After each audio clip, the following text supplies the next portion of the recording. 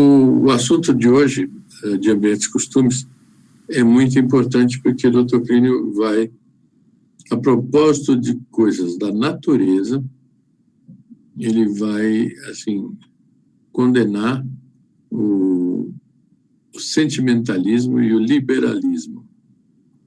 E isso é muito bom. De maneira que quando algum de nós presenciar cenas da natureza, seria bom avaliar sobre esse prisma, mas também não só sobre esse. Mas isso é muito importante.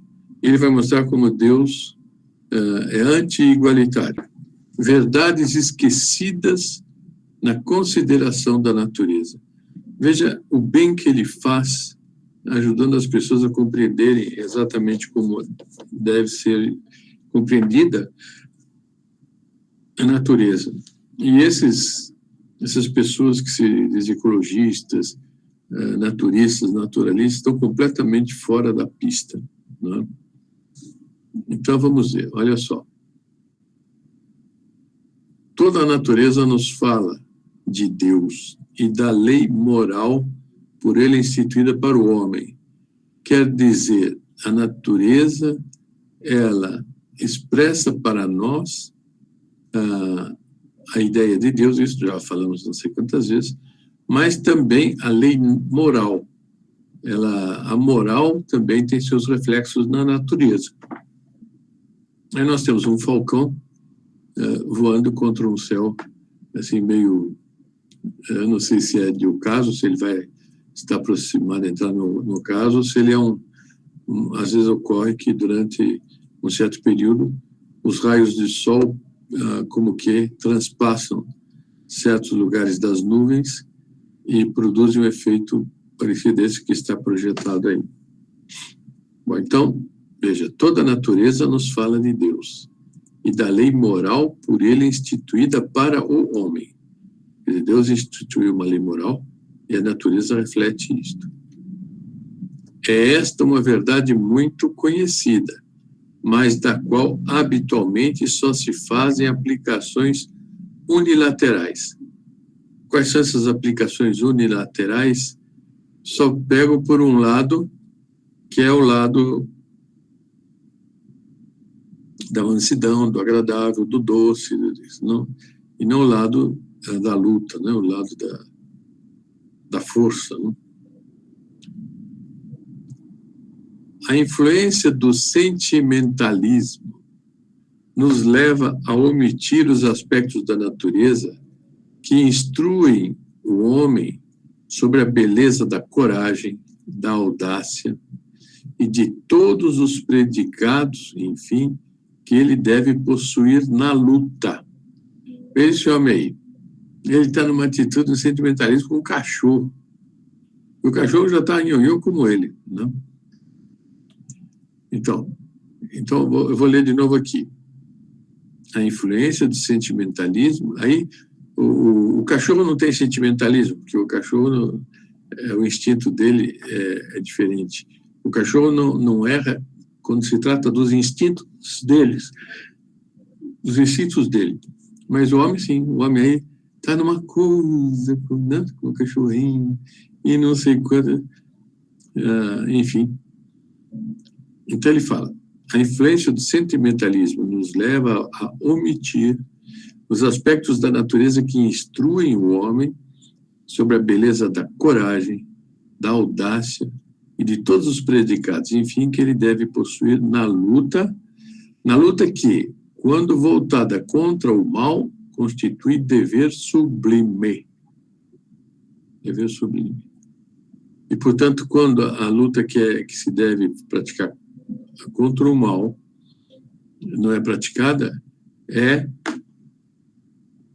um pecado odioso, né? Hediondo, perdão. E o liberalismo nos impede de dar a devida atenção a todos os aspectos da natureza que nos trazem à mente a própria noção de mal. Mas se a gente for amigo de todo mundo, se a gente sorrir para todo mundo, para tudo, se a gente levar a vida toda no sorriso, a gente vive feliz e não precisa se preocupar com isso. Ora, quanto nos fala a respeito de um ou outro ponto do reino animal? Não que os animais sejam capazes de vícios ou virtudes, nem que neles possa haver algum princípio bom ou mau que transcenda de qualquer forma a sua natureza de simples animais. Quer dizer, o animal, ele é sempre um mero animal. E tem gente que atribui ao animal uma relação como se ele fosse espiritual também. Ora, não é isso, absolutamente. Então eu volto um quadro para ficar mais claro. O liberalismo nos impede de dar a devida atenção a todos os aspectos da natureza que nos trazem à mente a própria noção de mal. Então são duas coisas, sentimentalismo e liberalismo. Bom, depois vamos em frente. A serpente, por exemplo, é uma criatura de Deus absolutamente tão boa quanto o cordeiro. Deus criou, logo é bom. O que tem que a lição que eles nos dão são diferentes, né? As lições são diferentes. E isto, não obstante, a primeira, que é a cobra, a serpente, por uma série de riquíssimas analogias, por sua falsidade, sua nocividade para o homem, sua marcha rastejante e seu poder de sedução, é utilizada como símbolo adequado da vilania e da maldade, tendo até por meio dela o demônio falado a Eva. Então a gente deve ver na serpente uma coisa boa que Deus fez para nos ensinar a compreender a falsidade, a nocividade, a marcha rastejante, poder de sedução, né? E isso foi o que levou Eva a cair. E o cordeiro também, por sua série de analogias riquíssimas, por sua alvura, sua mansidão, sua inocência, é tido como símbolo adequado de nosso Senhor Jesus Cristo e do cristão. Os animais, todos igualmente bons como as obras de Deus, nos instruem sobre o bem e o mal, para que amemos aquele, o bem, e odiemos a este, o mal. Mas, em qualquer caso, são meros animais. Perdoem-nos os leitores a banalidade desta última asserção.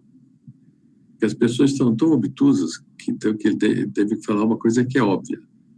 Hoje em dia, a confusão dos conceitos é tal que é sempre melhor dizer-se que a água é água e não pólvora ou granito, quando se conta alguém que vai se tomar um copo de água.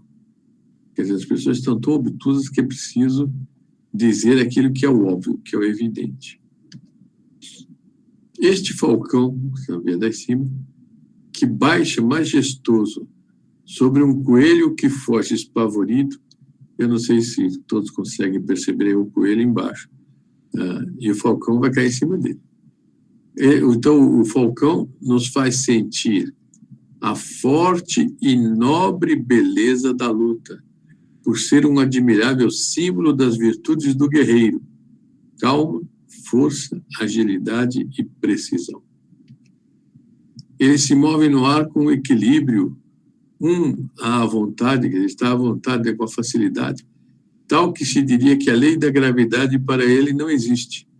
Sua velocidade está proporcionada de tal maneira à do coelho que o atingirá forçosamente. Quer dizer, Deus assim calculou, fez o falcão com a capacidade de caçar o coelho. Ele fez também o coelho com capacidade de, às vezes, driblar o falcão.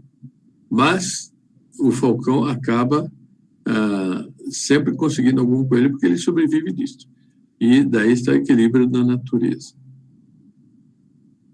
Suas garras possantes já estão abertas, seu bico também, mas no auge do ataque ele mantém uma sobranceria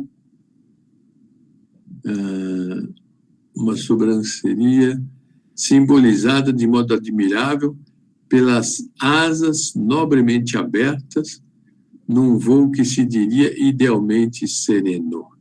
Isso aqui ele está falando dessa outra foto aqui, é que eu apenas colocou.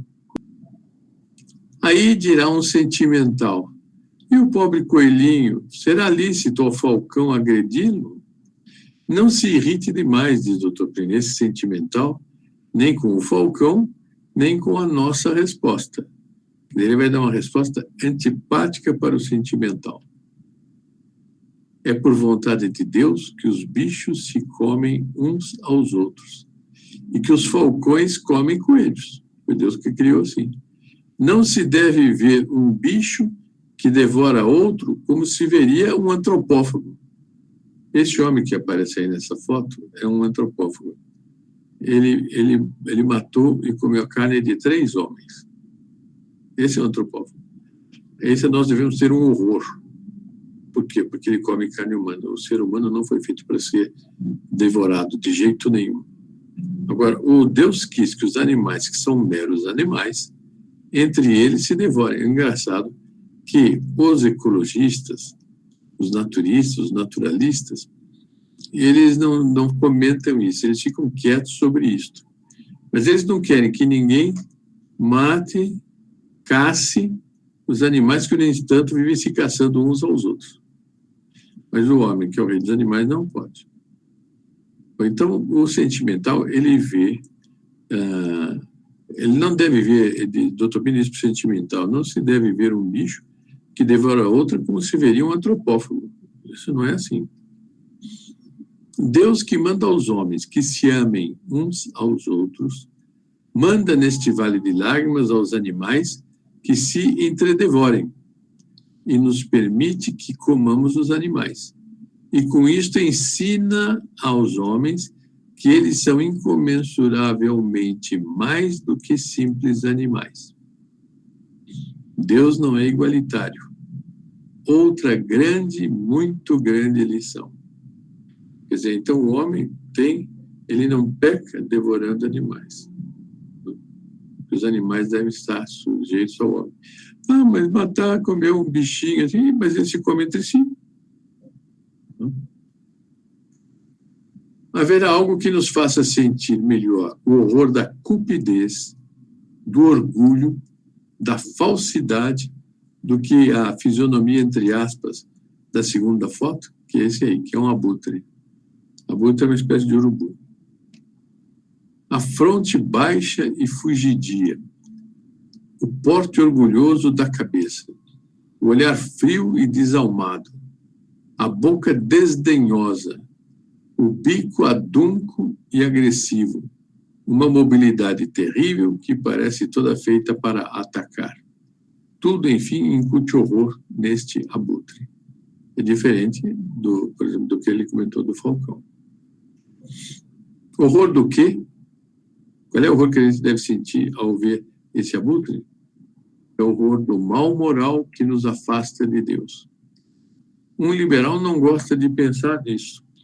E é porque muitos homens não são propensos a admitir a existência do mal que Deus os instrui por símbolos como este. Então, Deus colocou na natureza certos animais para o homem ter a noção do mal. Eu me lembro uma vez, o Dr. Plínio comentou o macaco. O macaco, né, o chimpanzé, o gorila, tudo, é para o homem poder avaliar a expressão quando a alma dele está desfigurada. Eles são expressões da desfiguração da alma humana. E assim, ao considerar a natureza, se aprende a não ser nem sentimental, que é a da esquerda, nem liberal, que são os da direita. Quer dizer, da esquerda sentimental, aquele sentimentalismo que não justifica nunca, e os outros estão inteiramente à vontade, sem regra, sem lei, nada. O que é isso? Não, toca a vida, está tudo muito bem, está tudo ótimo. Solte-se, né? Agora eu coloquei aqui, esse filmezinho é de uma galinha que está com os pintinhos. Ele está um pouco a resolução, porque na minha tela, pelo menos, porque é uma tela grande, eu não sei. em que elas estão ouvindo. Agora, veja a lição que essa galinha dá para defender os filhotes dela, os pintinhos, contra um falcão que é muito mais forte do que ela. Mas ela se toma de uma tal indignação e veja como é que acontece.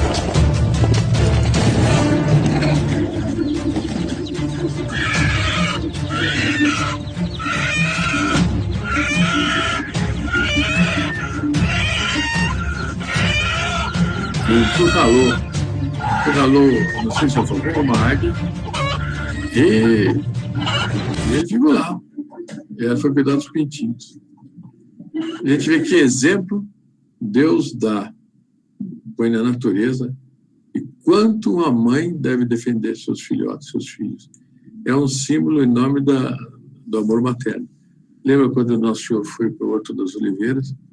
Ele disse: ai de ti, Jerusalém, eu tentei, com a galinha reunir os pintainhos, eu tentei te reunir a mim, né? Mas desprezaste, né? Ai de ti, Jerusalém. Agora tem outro que é outra coisa diferente, é a esperteza do inocente. Vejam só como é que um bichinho muito frágil, muito delicado, muito ameno, que está aí do lado esquerdo, dentro da água, um pouquinho dentro da água, entrando na água, é uma gazela. Veja o que essa gazela vai fazer para escapar de um ataque.